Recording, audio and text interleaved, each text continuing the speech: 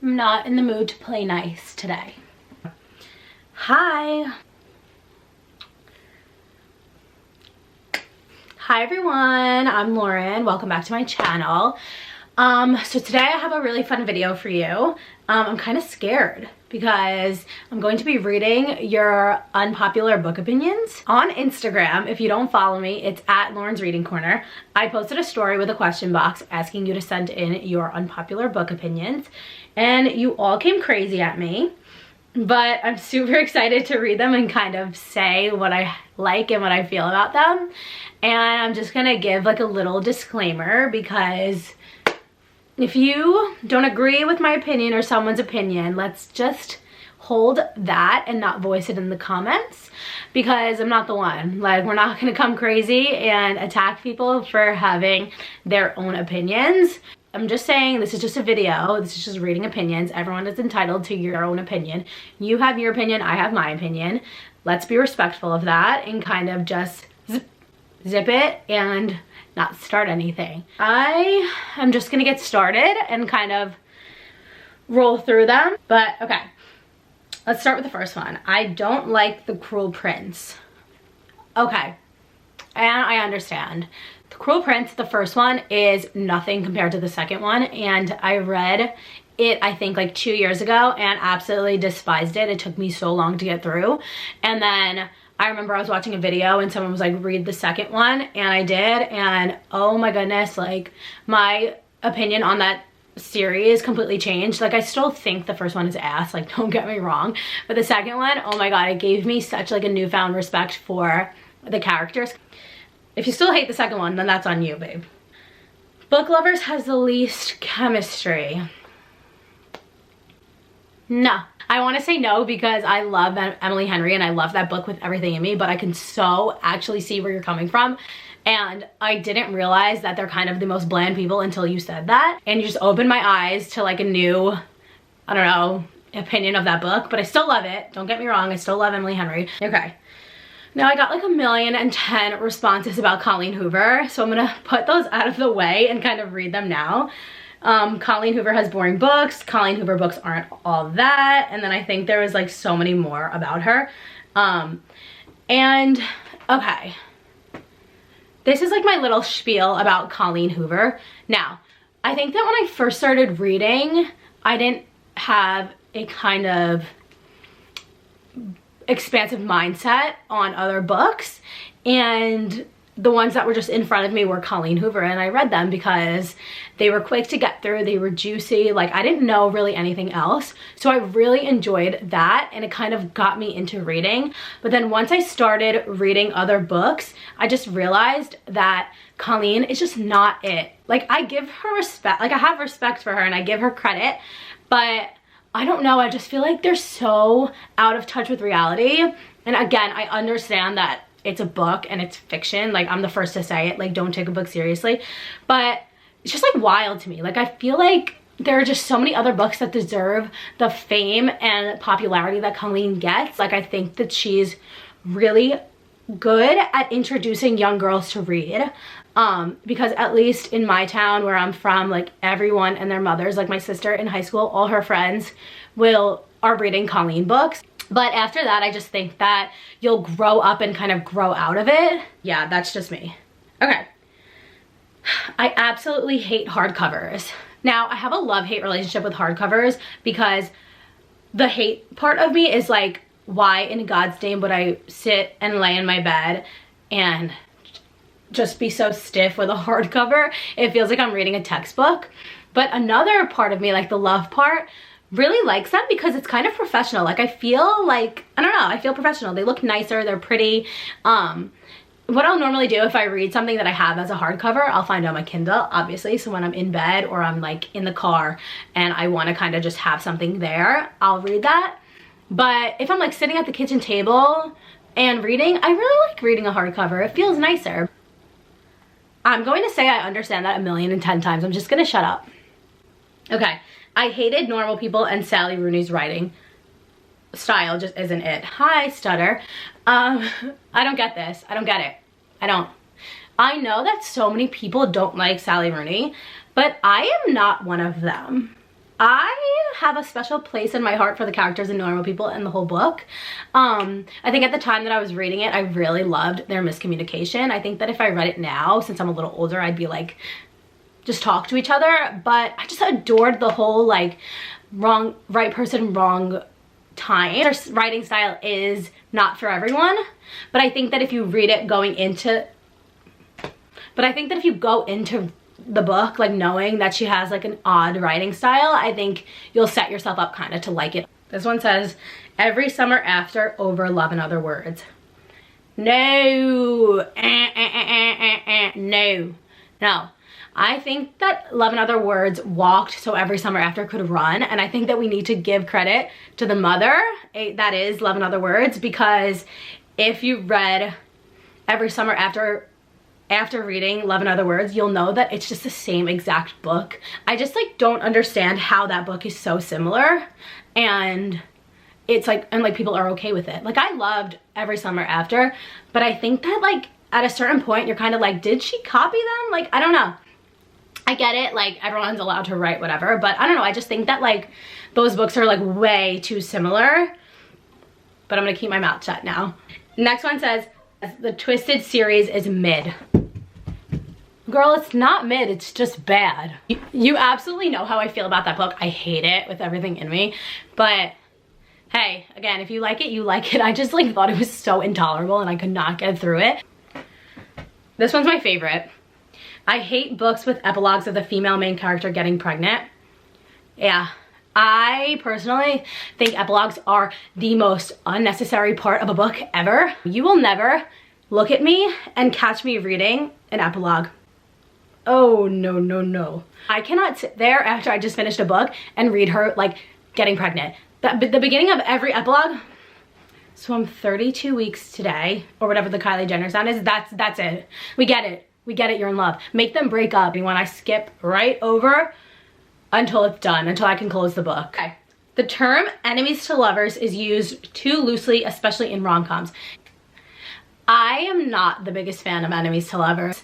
Unless it's a bully romance, enemies to lovers is, it's not there. It's them being friends with sexual tension. Like, you cannot be enemies unless you've like grown up hating each other, or like something, like someone's killed your like dog or something. It's just like weird to me. I don't know, guys. This one's my favorite because I so agree with it. Okay. Very few romances should be over 350 pages. Please say it louder. Please get on a skyscraper and shout it from the rooftop. I will not read any romance book, or I will not enjoy any romance book that's over 350 pages unless it's A Million Kisses and Darling Venom. I think that it is so beyond pointless to continue the conversation. Like, there are so many other ways to just end a book. You know what I mean? Like, even if it's slow burn, nobody wants to be reading that slow of a burn until page 200. Like, nobody wants them to kiss at page 200. It's just so pointless. I think that once a romance novel is ended at 350 pages or less, it's so much more enjoyable to read because, again, we already know what's gonna happen. We know that they're gonna fall in love. Why drag it on? Okay. Reading based on mood for the trope over reading interconnected standalone in the order. Yes. Yes, yes, yes. I absolutely despise interconnected standalones. I will never, ever, ever, ever, ever, ever read multiple standalones, multiple interconnected standalones like after one another, because I like my favorite characters. I like the books that are like, I like the original book. I don't want to read about her best friend and his best friend. You know what I mean? Like, I find it pointless, but a lot of people like it. I just feel so, I don't know, I feel so controlled by series, and I hate doing that. I'd rather read because of my mood. I don't like when like books are controlling me. Like, I think I read for fun and I'd rather read what I want, but that's just me. Most smut is cringy. Wow. I agree. I actually agree, because I personally, like, I can't read or like enjoy really a book without a little bit of spice, but when it's like the icebreaker, if you know, you know, like there's so much spice and smut in it. It's kind of just like, yeah, let's have a conversation. Like, let's not just like jump down each other's throats. Whenever I'm like reading smut, I like read it to my boyfriend and he's like, what are you reading? He's like, that is making me uncomfortable. He's like, it is so creepy. Like, that's not how it's like in the real world. Obviously, like, this is a book, but it's just so cringy and I don't know. I can't. I love when you guys do this. I love when you guys do this because I want to talk about it. It Ends With Us was not that great. Yeah, it's not. It sucks. I know, it's a dear favorite. I get it. The delivery was just not there. It has a great message. I think like the author's note and everything is like a big part of the book. Like, you should read that before you get into it. But like, I feel like once people started reading It Ends With Us and kind of talking about it more, it lost all of its power. Like, I think that like it doesn't touch as many people because it's an overhyped book. You know what I mean? Like, if I found that book and I read it without people kind of telling me that it's a phenomenal book and that they cried, I think I would have enjoyed it better, because I had this like big expectation about the book and I kind of was like, that's it? Like, I'm just gonna leave it at that because I know it's a sensitive topic and I don't want to hear you guys coming at me. It's my opinion. I don't think it's that great of a book, but I think that there are so many other books that are more powerful and that should be talked about. Going along with that, this one says, I hated Ugly Love. I actually really liked Ugly Love. I know like I'm bashing Colleen, but I actually really liked it. I don't know, I can't say anything else. I enjoyed her. I enjoyed it. I loved Miles. I thought he was so hot. Again, like the twist was weird. Like her twists are so weird. And I don't know, when I like would read them, I was like, wow, like this is great. And I was like, now I'm like, ew. All right, you guys are backing me up on this. I dislike interconnected standalones. I get sidetracks by my fave / first couple in the series. Yeah, exactly. Like I said, like I don't really care about her best friend and I'm not gonna read about her. I don't know, I find them like so cringy too. Cause like once you read one book and then like they're featured in another, she's always like pregnant or something and like it's just like weird. I don't like it. A Court of Wings and Roses was better than A Court of Mist and Fury. No, I can't support that one. Couldn't get through the third one because I felt it like drag on. I mean, maybe I'll continue it, but I just think that like there was just so many like unnecessary things and like filler in that book. But let me tell you, A Court of Mist and Fury, I will die on this hill that I love that book so much. I know it's super frustrating when people are like, you have to go to the second book to like enjoy the series, but that's so true with ACOTAR. Like I think that if you stop at the first one, you're wrong. Like I think you need to read the second one. I don't care, stop after that, but I love A Court of Mist and Fury so much. I like this one like a lot. It's impossible for me to DNF a book. I'm gonna like give you like a little lecture. Reading is supposed to be fun, and I don't think we should be forced or feel forced to finish a book, because I used to be like that. I used to hate DNFing books because I would feel like a failure, until one day I took a step back and I was like, no, like I'm supposed to enjoy reading. If I want to stop this book because I'm not enjoying it, I'm going to stop it and I'm going to pick something up that I'm going to like. So I think that it's super important to remind yourself why you read. You don't read to be competitive. You don't read to hit a goal. Like you read for enjoyment and for pleasure. And I think that it's super important to kind of remind yourself of that when you start feeling controlled by reading and sort of like, I don't know, when you feel like you're back in school and you got to finish a book by an assignment. I mean, by the deadline. So I think that you should really remind yourself why you read in the first place, and you'll be okay with DNFing books. Okay, this one says, I don't like childhood friends to lovers trope. I don't like you then.